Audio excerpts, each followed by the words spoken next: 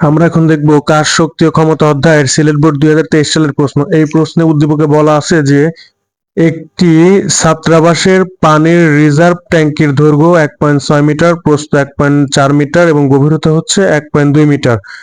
ট্যাঙ্কটির 2/3 পানি দ্বারা পূর্ণ রয়েছে। 50 মিটার উঁচুতে পানি তোলার জন্য ছাত্রাবাসে 5.5 কিলোওয়াট ক্ষমতা সম্পন্ন একটি তড়িৎ মোটর ব্যবহার করা হয়, যার দক্ষতা হচ্ছে 80%। অর্ধেক পানি তোলার পর বিদ্যুৎ চলে গেলে পাম্পটি বন্ধ হয়ে যায়। বিদ্যুৎ চলে আসায় পাম্পটি পুনরায় চালু করায় ট্যাঙ্কটি পানি শূন্য হয়। তো গ নম্বরে বলা আছে যে বিদ্যুৎ চলে যাওয়ার পূর্বে পানি উত্তোলনে ব্যয়িত শক্তি নির্ণয় করো। বিদ্যুৎ চলে যাওয়ার পূর্বে পানি উত্তোলনে ব্যয়িত শক্তি নির্ণয় করো। তার মানে হচ্ছে ব্যয়িত শক্তি মানে হচ্ছে কৃত কাজ। তার মানে বিদ্যুৎ চলে যাওয়ার পূর্বে কৃত কাজ কত? ব্যয়িত শক্তি মানেই হচ্ছে কৃত কাজ। তাহলে আমাদেরকে বিদ্যুৎ চলে যাওয়ার পূর্বে কৃত কাজ কত সেটা নির্ণয় করতে হবে। এটা হচ্ছে আমাদের গ নাম্বার। আচ্ছা, এখানে কি কি দেওয়া আছে? ট্যাঙ্কের দৈর্ঘ্য এত, প্রস্থ এত এবং গভীরতা হচ্ছে এত মিটার। তাহলে আমরা জানি যে আয়তন সমান সমান দৈর্ঘ্য গুণন প্রস্থ গুণন গভীরতা। তাহলে আমরা লিখবো যে সম্পূর্ণ ট্যাঙ্কের আয়তন ভি সমান সমান দৈর্ঘ্য গুণন প্রস্থ গুণন গভীরতা। তাহলে দৈর্ঘ্য কত দেওয়া আছে? 1.6 মিটার। তাহলে হচ্ছে 1.6 গুণন প্রস্থ দেওয়া আছে কত? 1.4 গুণন গভীরতা দেওয়া আছে কত? 1.2 মিটার। তাহলে গুণন হচ্ছে 1.2। তাহলে এখান থেকে আমরা পাচ্ছি হচ্ছে 1.6 ইন্টু 1.4 ইন্টু হচ্ছে 1.2। এখান থেকে পাচ্ছি হচ্ছে আমরা 2.688 মিটার কিউব। আয়তনের একক হচ্ছে মিটার কিউব। তাহলে 2.688 মিটার কিউব। আবার আমরা জানি কি যে ঘনত্ব সমান সমান ঘনত্ব রো সমান সমান ভর বাই আয়তন। ঘনত্ব রো সমান ভর বাই আয়তন। এখান থেকে লিখতে পারি যে এম সমান সমান কত? Rho V. এম সমান রো ভি। তাহলে রো পানির ঘনত্ব হচ্ছে রো সমান সমান কত? পানির ঘনত্ব রো সমান সমান হচ্ছে 1000 কেজি পার মিটার কিউব। আর আয়তন আমাদের জানা আছে। তাহলে এখান থেকে আমরা লিখতে পারি যে 1000 ইন্টু ভি। ভি মানে কত? 2.688। তাহলে এটাকে হিসাব করলে আমরা পাবো হচ্ছে গুণন 1000 2688। আমরা পাবো হচ্ছে 2688 এত কেজি। এখন এই যে ভর, এই ভরটা কিসের? মানে এই ভরটা হচ্ছে ট্যাঙ্কের ভর। মানে ট্যাঙ্কটি যখন সম্পূর্ণ ভরা থাকে, অর্থাৎ ট্যাঙ্কটি যদি পানি দ্বারা সম্পূর্ণ ভরা থাকে, তাহলে ট্যাঙ্কটির ভর হবে এত কেজি। আমরা এটা লিখে নিই যে ট্যাঙ্কটি যদি পানি দ্বারা পরিপূর্ণ থাকে, তাহলে সেই ট্যাঙ্কটি যদি পানি দ্বারা পরিপূর্ণ থাকে, সম্পূর্ণ ট্যাঙ্কটি যদি পানি দ্বারা পরিপূর্ণ থাকে, তাহলে সম্পূর্ণ ট্যাঙ্কটিতে মোট এত কেজি পানি থাকতে পারবে। তাহলে সম্পূর্ণ ট্যাঙ্কটিতে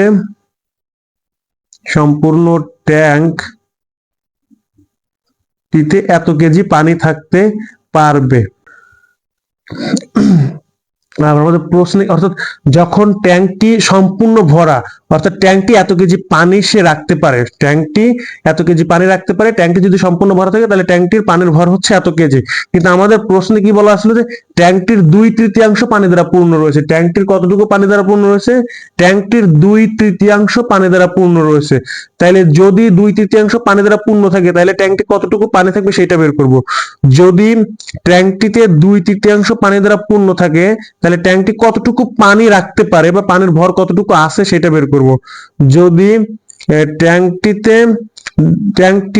2/3 পানি দ্বারা পূর্ণ থাকে, 2/3 পানি দ্বারা পূর্ণ থাকে, তাহলে ট্যাঙ্কটিতে উপস্থিত পানির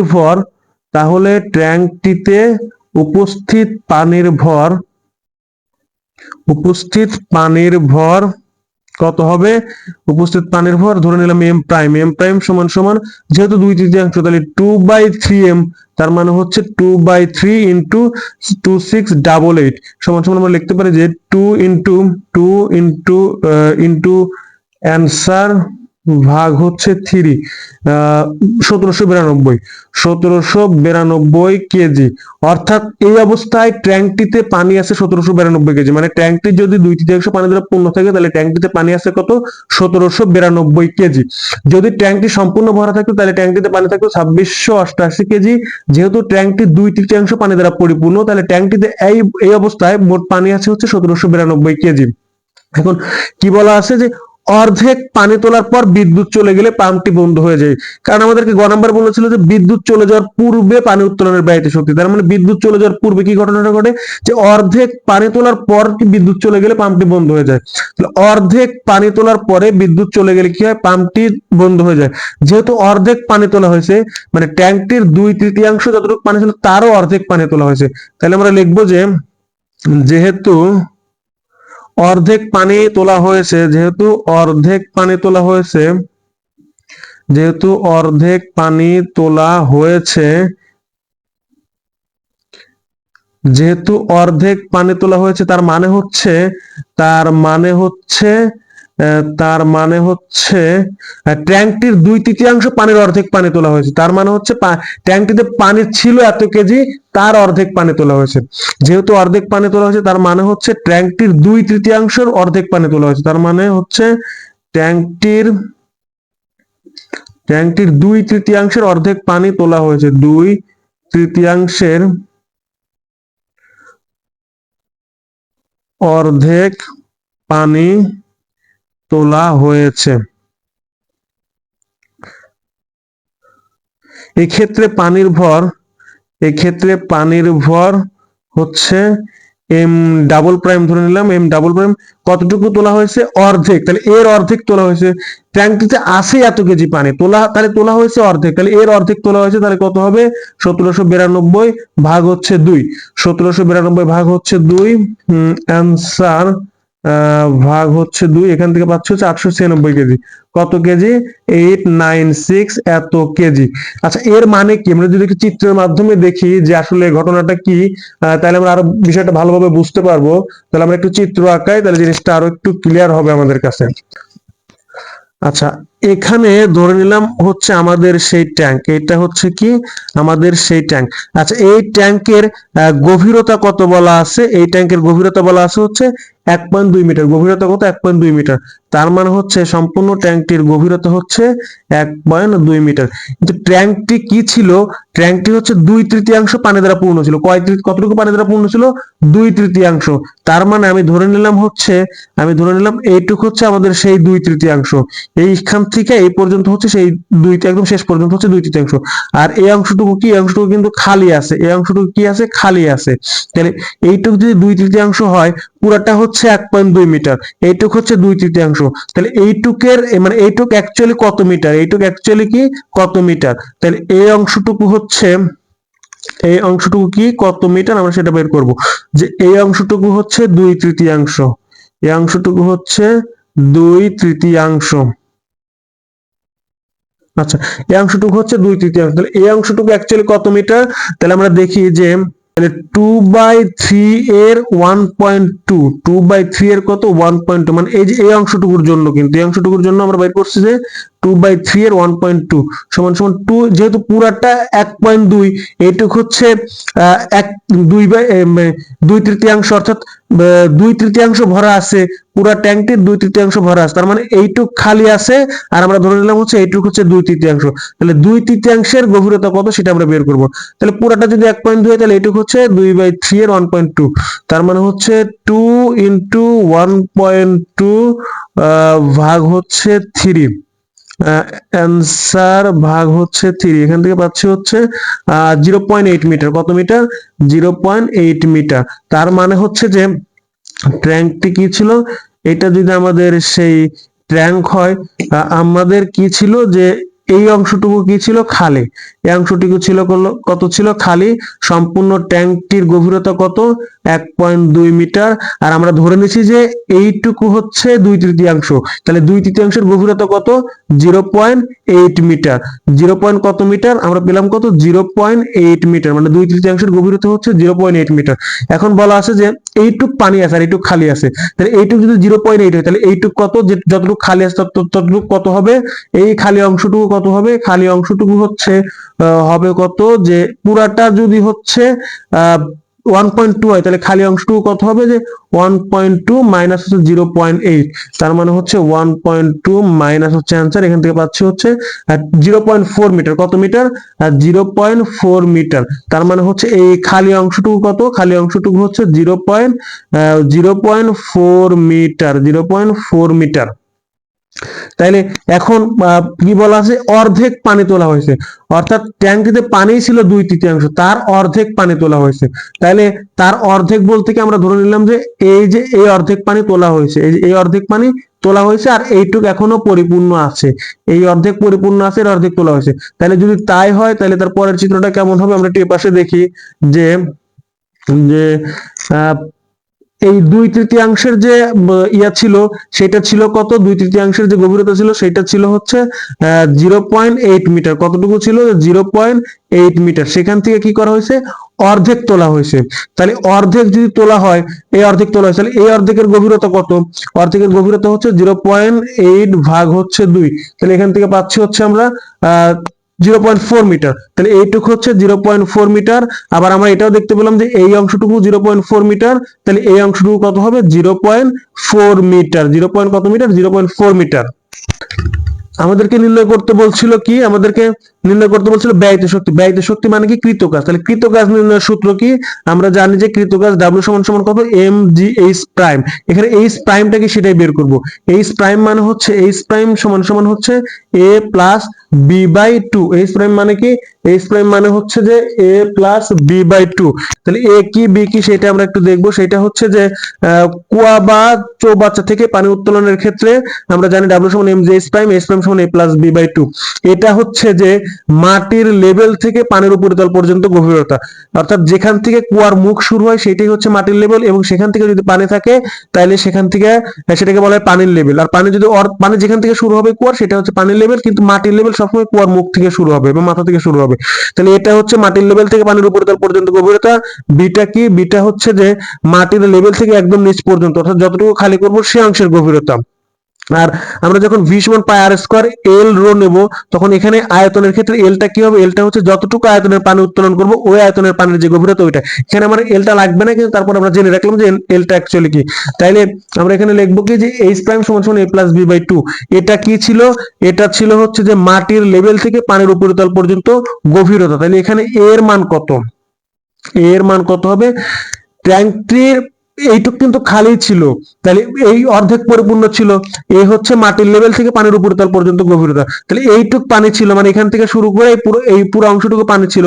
তাহলে মাটির লেভেল হচ্ছে এটা হচ্ছে মাটির লেভেল। মাটির লেভেল থেকে পানির উপরিতল, এইটা হচ্ছে পানির উপরিতল পর্যন্ত গভীরতা। তাহলে মাটির লেভেল হচ্ছে এইটা, মাটির লেভেল থেকে পানির উপরিতল পর্যন্ত গভীরতা, মানে এখান থেকে যেহেতু পানি শুরু, তাহলে এটাই হচ্ছে পানির লেভেল।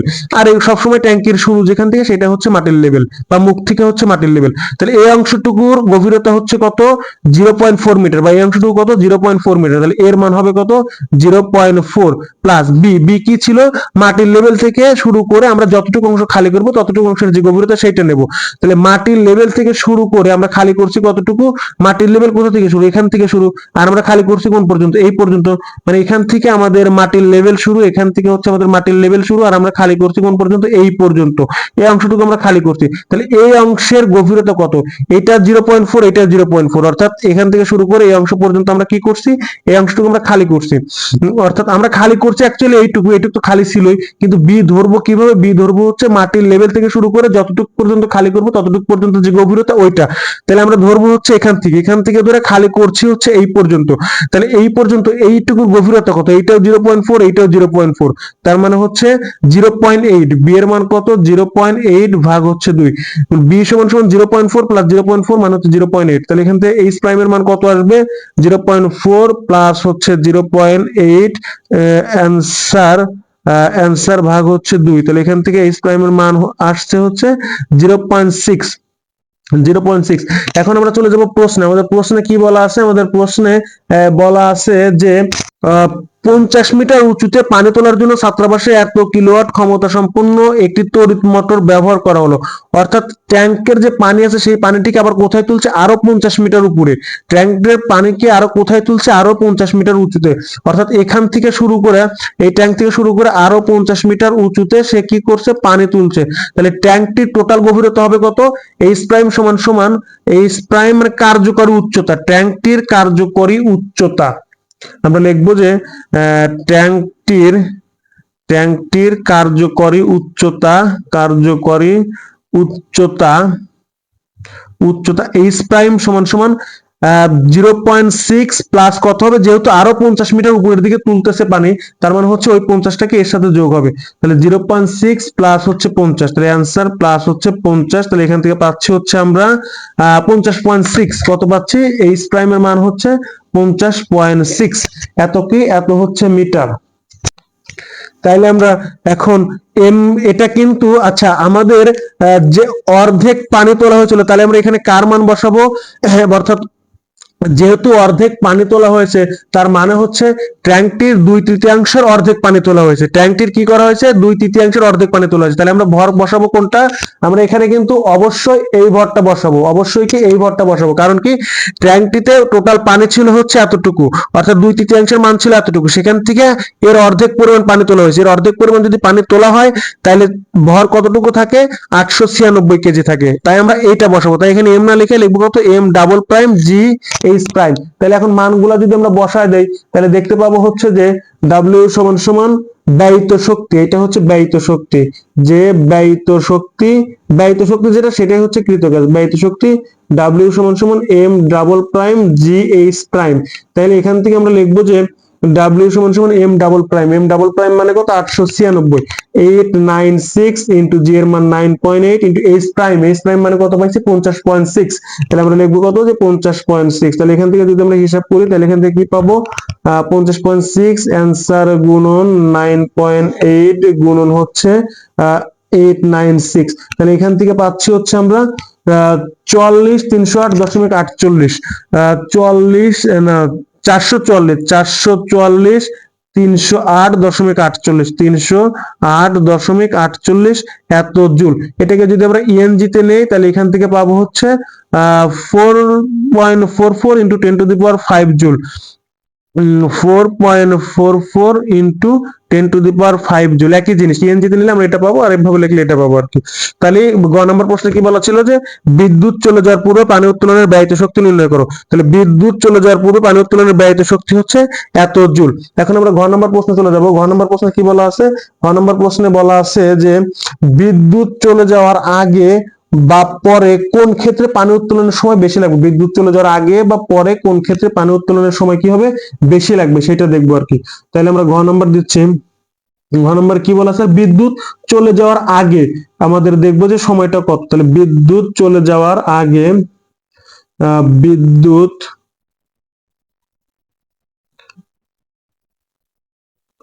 চলে যাওয়ার আগে, চলে যাওয়ার আগে সময় T1 হলে, পানি উত্তোলনের সময় T1 হলে, এভাবে লিখে দেবো যে বিদ্যুৎ চলে যাওয়ার আগে পানি উত্তোলনের সময় T1 হলে।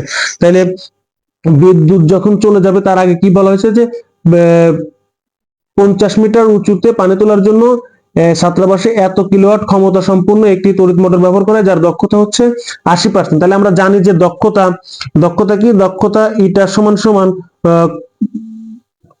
কার্যকর ক্ষমতা বাই মোট প্রদত্ত ক্ষমতা, কার্যকর ক্ষমতা বাই, কার্যকর ক্ষমতা বাই মোট প্রদত্ত ক্ষমতা, কার্যকর ক্ষমতা বাই মোট প্রদত্ত ক্ষমতা। কর্মদক্ষতা ইটা সমান সমান কার্যকর ক্ষমতা বাই মোট প্রদত্ত ক্ষমতা ইন্টু কত? 100%। আমাদেরকে ইটার মান দেওয়া আছে, ইটার মান দেওয়া আছে কত? 80%। 80% মানে হচ্ছে 80/100 সমান সমান হচ্ছে 0.8। আর আমাদের মোট প্রদত্ত ক্ষমতা কত দেওয়া আছে? মোট প্রদত্ত ক্ষমতা দেওয়া আছে হচ্ছে, মোট প্রদত্ত ক্ষমতা দেওয়া আছে কত? মোট প্রদত্ত ক্ষমতা দেওয়া আছে হচ্ছে 5.5 কিলোওয়াট। কত ওয়াট দেওয়া আছে?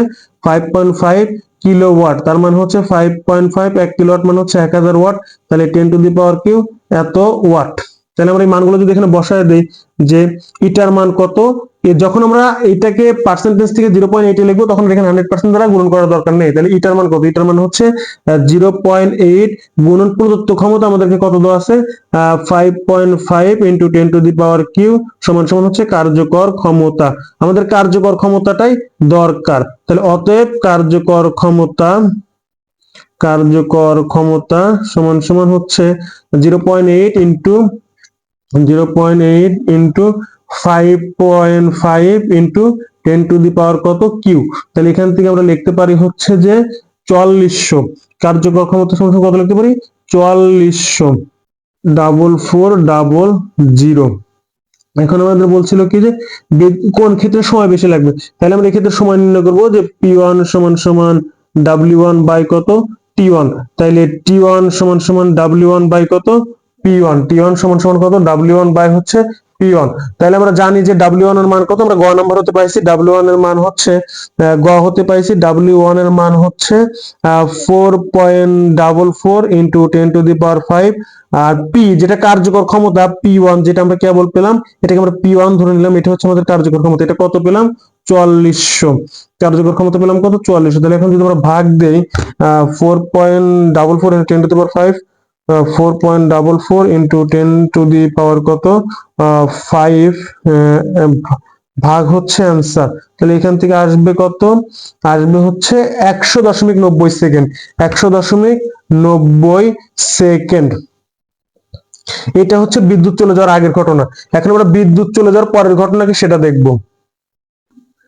আচ্ছা, আমরা ওখানে কি দেখলাম, ওখানে দেখলাম যে বিদ্যুৎ চলে যাওয়ার পরে কতটুকু সময় লাগছে আর কি পানি উত্তোলনের ক্ষেত্রে। এখন আমরা দেখবো যে বিদ্যুৎ আসার পর কাজ যদি W2 এবং সময় যদি T2 হয়, তাহলে আমরা এই ক্ষেত্রে সময়টা বের করবো। অর্থাৎ বিদ্যুৎ আসার পরে সময়টা যদি T2 হয় তাহলে কি ঘটনাটা ঘটে, অর্ধেক পানি তোলার পর বিদ্যুৎ চলে গেলে পাম্পটি বন্ধ হয়ে যায়, কিন্তু বিদ্যুৎ চলে আসে পাম্পটি পুনরায় চালু করায় ট্যাঙ্কটি পানি শূন্য হয়। তাহলে ওখানে কি ঘটনাটা ঘটছিল দেখবো আমরা একটু।